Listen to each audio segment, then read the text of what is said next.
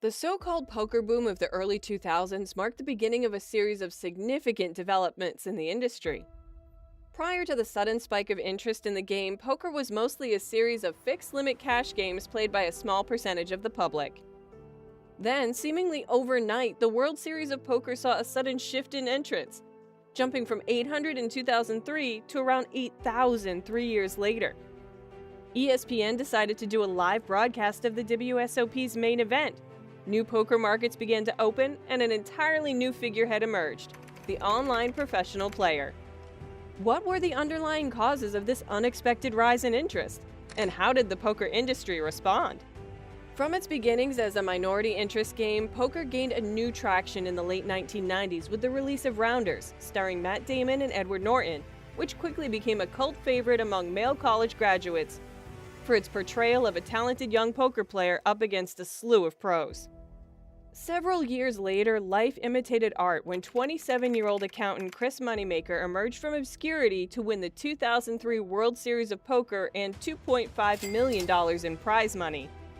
It was unprecedented for an amateur to qualify for the World Series via an online poker site. The fact that he defeated poker legends and emerged victorious elevated him to the status of icon. His improbable victory sparked an "if he can do it, so can I" mentality among thousands with an internet connection interested in learning the game. The so-called moneymaker effect was fueled by an infusion of new players, a thriving economy, fewer buy-in restrictions, and easy access to online games. Poker brands and sponsorship deals began to emerge, creating a frenzy to sign the top poker talent to their new websites. The net effect was the largest tournament winnings ever seen in the industry. Full Tilt offered $10 million for the 2006 WSOP main event during the so-called salad days. Even inexperienced players may profit by employing the well-known ABC poker strategy: play tight, never tilt, and simply fold anytime there is insufficient information about any opponents. The watchability of televised and streamed poker games was undoubtedly assured by Henry Orenstein's patented hole card camera, which allowed viewers to see each player's cards during live action for the first time ever. The under-the-table camera provided viewers with a powerful window into the game, behind the game, as well as the player's thoughts, making it an ideal tool for our data-obsessed population, as well as offering even more beginners a practical head start in game theory. The increased availability of information on poker and strategy on the internet, as well as the establishment of online poker forums for amateur players to share and learn from one another, resulted in a significant improvement in players' overall skills. According to poker player Kevin Coe, players began thinking more deeply about the game and how to derive profit in other ways beyond set mining. This was largely due to the introduction of forums like 2plus2, instruction provided by websites like 888 Poker, and software such as Poker Tracker.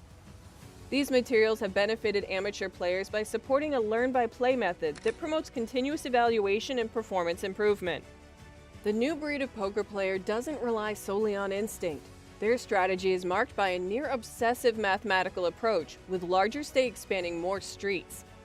This has resulted in a number of increasingly common maneuvers on the felt, including betting on air, also known as a continuation or 3-bet, in which a wave of pre-flop aggression among players aims to isolate and eliminate weaker opponents waiting for premium hands to re-raise, and calling as a means of throwing the game into ambiguity. After all, folding or raising reveal much more about opponents' cards. According to Brooklyn poker player Lou Krieger, calling used to be considered a weakness in old-school players, with the phrase "pump it or dump it" being popular. Today it has been redesigned as deceptively weak play to fill the games and the players with doubt. With more middle-class college graduates than ever before choosing to become professional poker players, it's safe to claim that the business now unofficially provides people with a method of establishing a career. This isn't just speculation, given that there's more online information than ever on how to cope with business expenses, including gambling and taxation advice for both professionals and amateurs. Poker, like most unconventional jobs that have since become fairly conventional, is now widely regarded as a viable source of income, with an increasing number of structures and opportunities in place to assist enthusiasts and talented individuals in achieving success in this field. Poker has grown from humble beginnings to become a major player in the public arena, garnering top talent and global recognition. Although the concept of a second poker boom is strongly opposed by both specialists and casual fans, it's widely accepted that the business will continue to expand into the mainstream as sponsorship deals, viewing figures, and playing pools increase. Another huge turning point in the history of poker was during the pandemic of COVID-19. The COVID-19 pandemic began in December 2019 with pneumonia-like cases across Asia and Europe, leading to a public health emergency and increasing fatalities in February. A national emergency declaration was declared on March 13, 2020, and the poker community responded with closures and state-mandated lockdowns. Reopenings took months or even years, but health information, vaccinations, and new safety protocols allowed casinos and card rooms to reopen.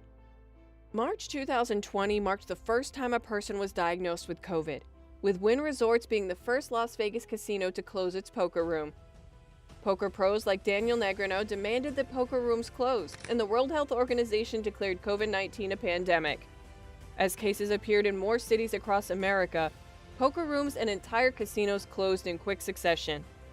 By the end of March, poker rooms were closed in most countries around the world. The pandemic quickly set records, with cases in the U.S. exceeding 1 million by the end of April 2020, and deaths surpassing 100,000 by the end of May. South Dakota became the first state to ease restrictions in May 2020, and by June, more than 400 casinos had reopened their doors. Limited casino openings occurred in May with capacity limitations, strict sanitization protocols, and temperature testing for all patrons. Restaurants and bars remained closed, and socially distanced slot machines were the only games available. Experiments were conducted at Hialeah Park Casino in Florida and Bicycle Casino in Los Angeles to test plexiglass barriers around poker tables and sanitizing machines. Online poker filled a void, with many players competing on sites like PokerStars, GG Poker, Party Poker, and 888 Poker.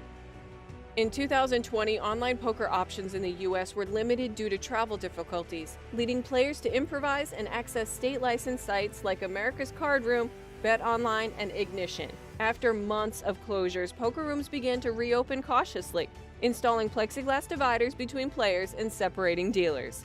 Some poker rooms required face masks and played short-handed poker with 6 or 7 players per table.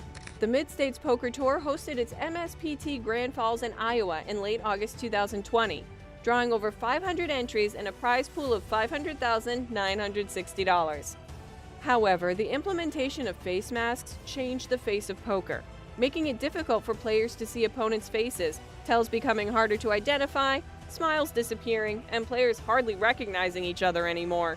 Poker tables have long been breeding grounds for germs, and when casinos and poker rooms began installing hand sanitizer stations, almost no one complained. Sanitizing stations and protocols have remained in place even after casinos and card rooms dropped other mandates. While some players continue to use chip sanitization in some form, most don't continue as rigorously as they did in 2020. In 2022, many people and establishments learned how to minimize coronavirus risks to remain open for business. The WSOP tried a vaccine mandate in late 2021, which worked to minimize the risk of turning tournaments into super spreader events. However, the move did slow down the registration process and made it difficult to monitor people entering the tournament area from multiple entrances. The WPT implemented no mandates for 2022, but supports mask requirements at host casinos. Many poker players are willing to apply this approach to in-person poker, continuing to wear masks and sanitize their hands. Do you think there will be another point in poker history that will start a new trend among the poker community? Tell us what you think in the comments below. Don't forget to click on that subscribe button and give the video a thumbs up before you leave.